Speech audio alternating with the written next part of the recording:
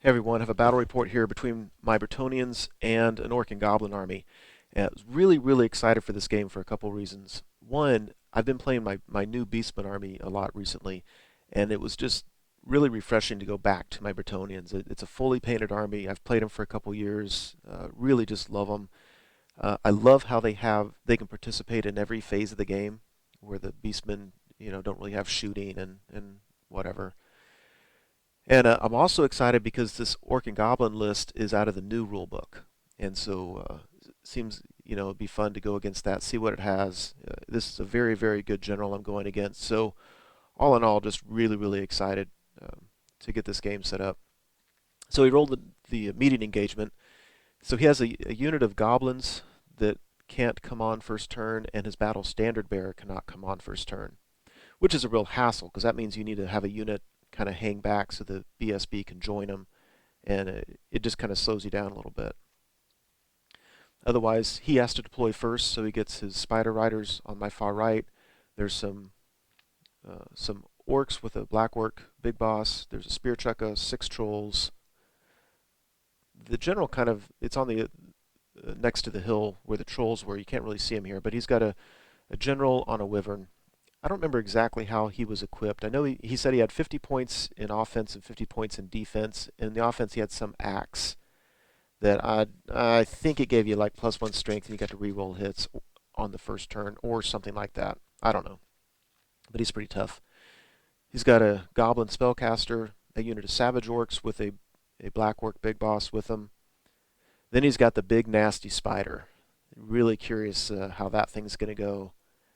And then holding up his flank, he's got a unit of black orcs. So I have a unit of Pegasus Knights that can't come on first turn, and that doesn't bother me in the slightest because they're so mobile. I don't mind that. But my level 4 Prophetess, my only spellcaster, wasn't able to come on, and that means on my opponent's first turn, I'm not going to get the +4 bonus to my dispel rolls. So that was pretty big. It also means I've got to keep my Knight of the Realm unit back so she can join him when she does come on. And I'm not sure that's a huge deal, but overall I was very disappointed to see her not come on first turn. So my thought was I put my Grail Knights and Knights Errant. They've got the errantry banner, so +1 strength in the charge. I have them lined up. I want those two to tackle his black orcs combined. The black orcs, well, they're tough anyway, plus they're stubborn. So the only good thing about that is he's not near his battle standard bearer. So I need to make sure that I can do enough wounds to force him to take break tests turn after turn, because yeah, that's going to be a tough one. So I have those two units there. On the far right, I've got my Knight of the Realm unit. They've got the War Banner, and they're going to hang back first turn so my Prophetess can join them. My battle standard bearer's with him. He's got 2 up rerollable armor save. I put my general up front like that. Really what I'm trying to get him to do, my opponent to do, is charge him with the spider or even with his general. I think if he does it with the general, it'll be a failed charge. But my general has a 3 up armor save and of course the ward save, so he's actually somewhat fragile. But he has heroic killing blow combined with the Heartwood Lance and the Tress of Isolde. So what that means is for one turn only, I'm going to get a hit on 2s, and then I get to re-roll failed rolls to wound, and any 6 to wound will kill anything out there except for swarms, which I'm not worried about. So I want him to charge me because I'll only be strength 4, and so against that spider, for instance, I'll only be wounding on a 6. But if I don't roll a 6, I can roll all of them again. And so I think I've got pretty good odds of getting heroic killing blow on that spider if he charges me. If I charge him, I'll be strength 6. I'll be wounded on a 4 up, and I don't want to wound on a roll of a 4 or a 5. So that's why he's out there. I'm trying to bait him into charging me. Anyway, I've got 37 men-at-arms. I've got questing knights, and I did a major fail in this list. Normally I give the questing knights the banner of flaming attacks because they're high strength and they're designed to go after hydras or trolls or something like that, and I didn't give it to them. So that's kind of a major fail there. Anyway, I've got a trebuchet, some bowmen, and then another unit of Pegasus Knights. Now during the Vanguard, I wasn't thinking right. I wanted these Pegasus Knights to charge his Spider Riders, but I didn't put them on my side of the woods. I didn't want them in the woods for dangerous terrain tests. I didn't put them on my side of the woods because I figured his Spider Riders would just move up into the woods and I'd have to take dangerous terrain tests anyway. In hindsight, I need to not worry about dangerous terrain tests, and his Spider Riders couldn't come within 12 inches of me anyway. So I would have, I mean, it is okay, but I would have deployed them so that I could take his Spider Riders out real quickly. Anyway, so first turn, he moves up as far as he can. His general certainly didn't take the bait with my general. He knew I had heroic killing blows, so he just moved him over to the right of this screen. Uh, yeah, there we go. That's moving his general over. You can see Spider Riders moved up just to be a thorn in my Pegasus Knight's side. His goblins came on there on the top left. On the top right, his battle standard bearer came on and joined that unit of orcs, which is why that unit had to hang back. And here on the left, I don't think those were failed charges. I think he purposely just held back a little bit. Um, I'm not sure what he was hoping for. If I might get the charge on him with my general, and if I don't, he'll have an opportunity to countercharge me, probably with those savage orcs. So maybe that's what he was thinking. Otherwise, you can see he kind of moved up to where I can get the charge, but it's not an automatic charge no matter who I'm charging with. So this was kind of weird. During his magic phase, he did what I think was the Foot of Gork spell on my general. Because it could do up to D3 wounds on him, but because I have a Lore of Life spellcaster, I thought I'd take the chance. I let it go through, and when all was said and done, none of the wounds went. He didn't wound me at all. So then he had to roll again, and I got to place the Foot of Gork template, or whatever it's called, somewhere else. So I just put it on top of these trolls because I knew we were going to get in a fight pretty soon, and ended up doing 3 wounds on it. So that was nice. And then during his magic phase, he was able to push the trolls forward. So my options in terms of evading those trolls or shooting at them first before I charge into them just became less. He almost has an automatic charge on his next turn if I don't charge him. And then during the shooting phase, he gets 8 shots, hitting on 6s and wounding on 6s, and then I'll have a 3-up armor and a 6-up ward, and he gets 1 through. So my glass cannon general already has 1 wound on him. So we go to Bretonnians' first turn. I decide just to combo charge those trolls. I could, try to hang back, shoot at him with my archers. If I do 1 wound, it negates regen, and then I could land a stone on him. The problem is that stone might do 3 wounds on a troll if I can hit it, and wherever that small hole is. But all the other hits on him will just do 1 wound max, and so I think it'd be better just to try to combat res him and run him down. So that's what I opted for there. This was devastating to me. My Knights Errant and my Grail Knights were supposed to combo charge the Black Orc unit, and the Knights Errant failed. I think I needed a 6, maybe a 7, using 3 dice. And yeah, they failed. So I'm really predicting that my Grail Knights are going to do a few wounds on him.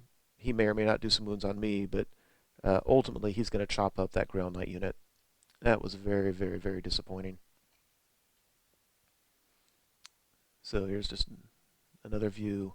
My Peg Knights on the right-hand side got a charge off on the Spear Chukka. And my other Pegasus Knights came on the board, and I had to just put them back here because I didn't really know what I wanted to do with them, and this gave me some options and gave some leadership to those bowmen. So during the shooting phase, I was able to land a rock on the general's head, and so that does a strength 10 hit on him and his mount. I failed to wound him. I rolled a 1, but I wounded the wyvern, and then I rolled 6 wounds on him, which was so slightly unlucky with the general. But the general I think he has a 4-up ward anyway. I think that's what he has for his defensive build. So, the general had a 50-50 chance of negating my hit anyway, but rolling 6 wounds on the wyvern was just huge. And certainly unfortunate for him. Not only does he lose the wyvern, he loses an 18-inch leadership radius instead of, in lieu of a 12-inch radius. So here he did 4 vomiting attacks on my knights, and when all was said and done, only did 2 wounds. I did 2 wounds on him. I think he needed a 4 or 5 to stay. He failed it, and then I wasn't able to run him down. I was so disappointed. I do not want to have to charge these guys again, and it looks like I'm going to have to. So I was really disappointed. I was really hoping that my Swift Stride rule on the Knights would easily run down a bunch of trolls, but it wasn't to be. Now this was just absolutely hysterical. So my general goes in there. He gets to attack first. He gets 4 attacks hitting on 2s. I get 3 of them. So I roll 3 rolls to wound. I roll 2 4s, and so I did 2 wounds on him. The third one I got to re-roll, and I rolled it again, and I got a 4 or a 5. So I did 3 wounds on the spider, but none of them were killing blow. So the spider comes back with 8 attacks. One of them being that venom surge that does like D6 wounds. They all fail. Not a single one goes through. Then his 8 stupid goblins. First off, they did another wound on a stand and shoot reaction, and then one of them got through in the attack. My general was killed by the stupid goblins on top of the spider. it was it was so disgraceful. It was funny. I couldn't believe it. So his spider wins that duel. Epic fail on the heroic killing blow glass cannon general.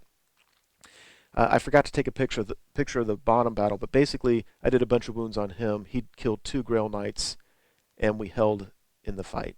And still just really ticked off at those Knights Errant. So we move to Orc and Goblin turn 2. So the Savage Orcs in the middle declare a charge against my men-at-arms, and I flee it because I don't want him to. He would easily make it. He would easily crunch him. I don't think I could maintain steadfast because I think he would just do too many wounds, and then he would be able to overrun into the flank of my questing knights. So I decided just to flee from him, and then his general charged him and pushed him over my archers. Otherwise, his trolls did rally, and those are all the things I can think of there. Yeah, so the men-at-arms flee through my archers. Despite having leadership 8 from the Peg Knights, the archers fail and run within an inch of the board, and thought it was kind of funny, the peasants just running away from things. Spider Rider gets a charge on my Knights Errant. I'm actually not worried about that too much. I mean, he gets a lot of attacks, but I mean, likely he's not going to get more than 2, maybe 3 wounds. I'm going to have, 1 or 2 ranks. I'm going to have a banner. I might do some wounds on him. I mean, I really think that he's not going to crunch me and run me down or anything. This one I'm a little bit worried about. I really just kind of need my questing knights to hold things up there for a while. Now this one, when my Peg Knights reformed after beating the Spear Chukka, it should have released his fanatics, and we forgot to do it. We didn't think about it. So then during his turn, we went ahead and released them in retroactively. Only 1 made it to my Peg Knights and bounced through. He had 2 that made it, that didn't quite make it to them. And the 1 didn't do any wounds on my Peg Knights. So just, some things, it's kind of funny. So otherwise, that's more pictures. That's his battle standard bearer in there. So this was just amazingly bad luck for my opponent. First of all, his spider didn't do many wounds, maybe not any. I don't think he did any wounds on my Knights Errant. So granted, it's strength 5. I was getting a 4-up armor save and then a 5-up ward save. Regardless, he did none. I did 3 wounds on him, which is absolutely insane.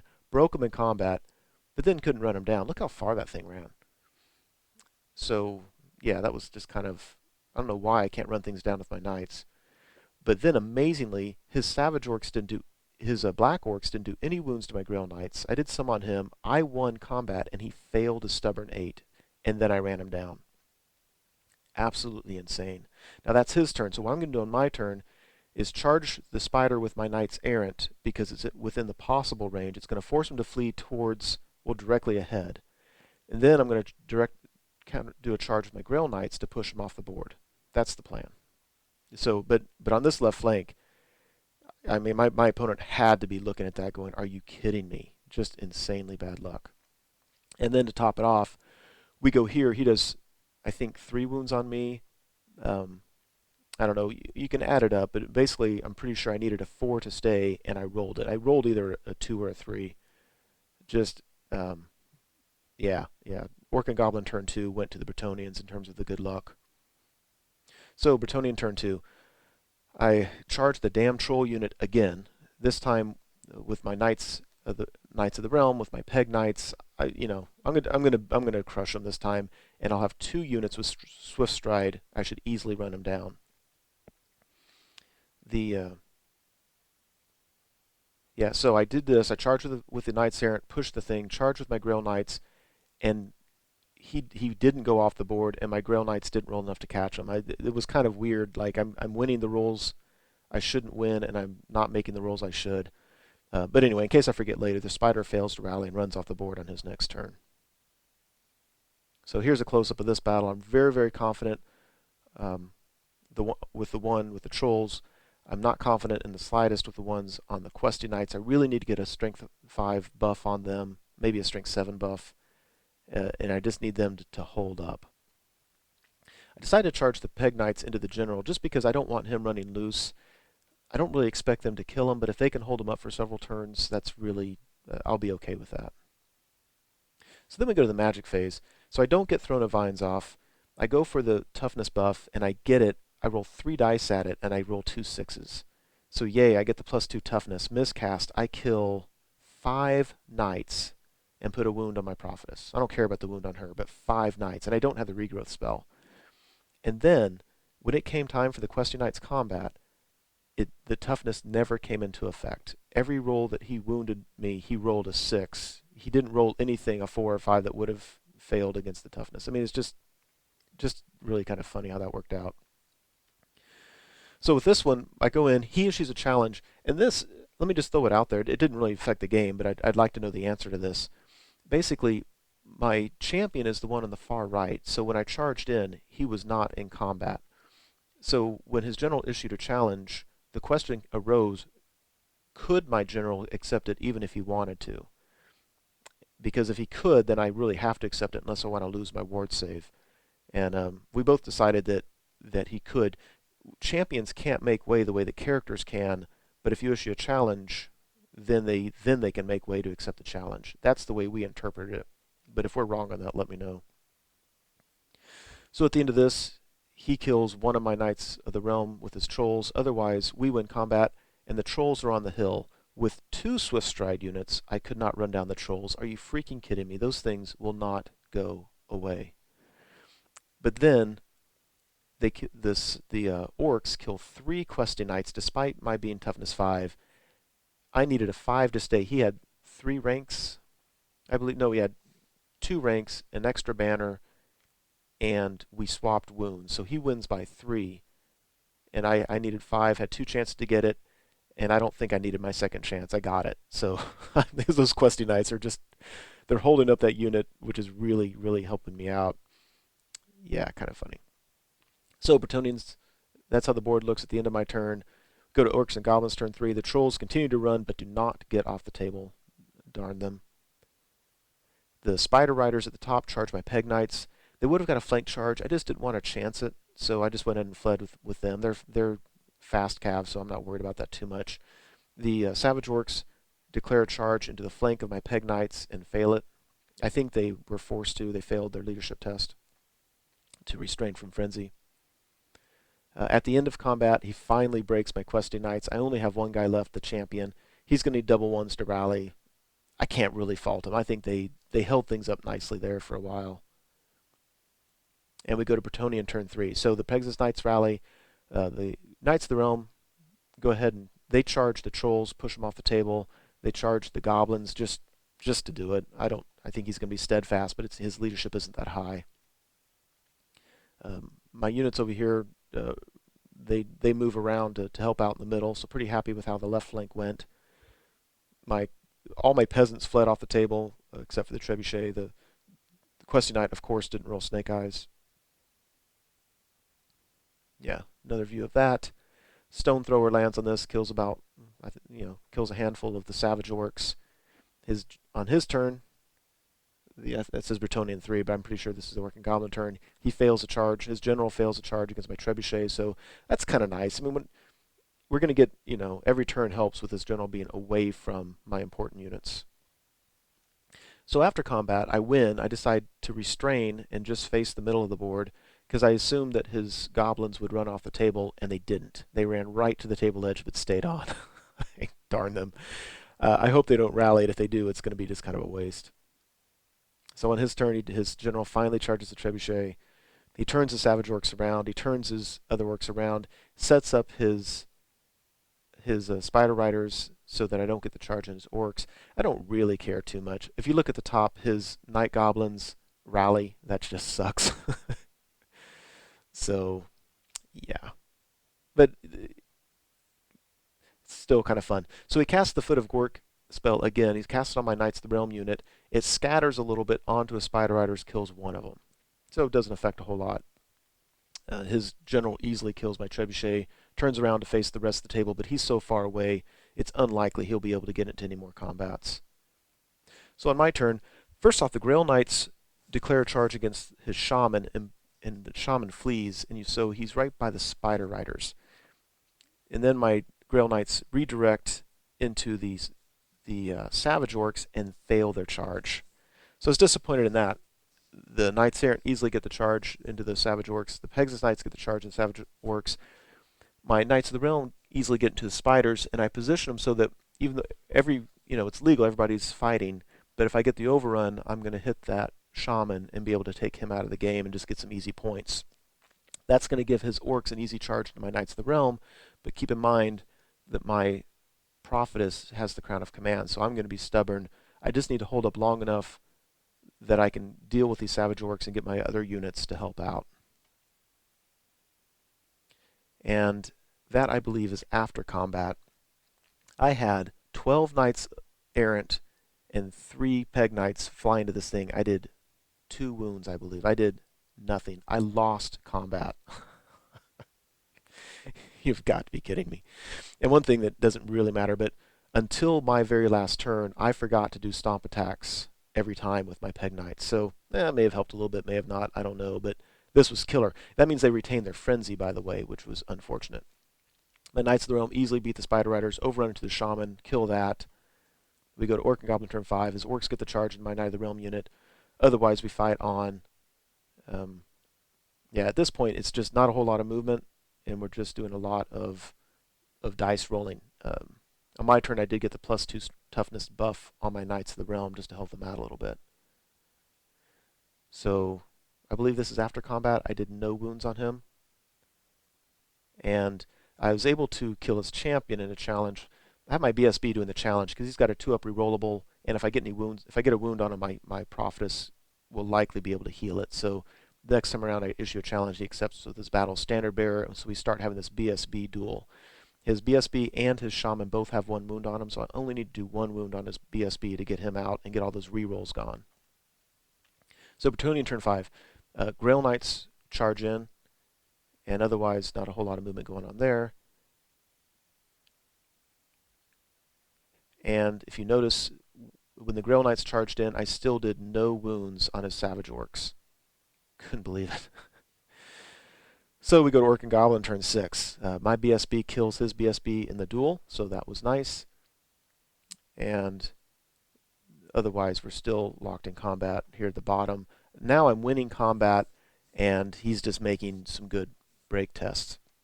Now, one rules question came up after the game. Not only did I forget to do stomp attacks, I forgot to do combat reform to bring more models into combat. And somebody else, well, here's the rules question that I'd love for somebody to answer. I thought I could reform my Knights Errant and my Grail Knights to just basically slide both units over to maintain, everybody would still be in combat that was, and I could get more Grail Knights in the fight. But somebody said you can't do that because as soon as you move your Knights Errant over, you're taking models out of combat. Even though eventually you move the Grail Knights over and replace it, you can't do that. I thought you could. It didn't matter because I didn't think about it until after the game anyway. But if anybody knows that, I would like to know. Anyway, otherwise you can see, again, his general's at the far bottom right. He's trying to charge in there, trying to move up, but he failed the charge. So his general wasn't able to help. And again, we're just rolling dice. Now I'm winning combat every time, and he's just making his break test, and that's with both units. And his BSB is gone, so he doesn't get the reroll, but he's still making it. So we go to the last turn of the game, Bretonnian turn 6, and the Knight of the Realm unit finally broke the Orc unit and ran them down. And the Savage Orc unit, I don't know what they needed. it was pretty low, and he got it, so he stayed in combat. my my guys never were able to help out my battle standard bearers unit, but they were able to take care of themselves on their own. So when all said and done, he had his general, he had the small unit of or the big unit of goblins at the top, and he had the savage orcs. But everything else of his was dead. I lost a lot, but we added it up. It was still a fairly solid victory for the Bretonnians. So just a real fun game. Hope you enjoyed it.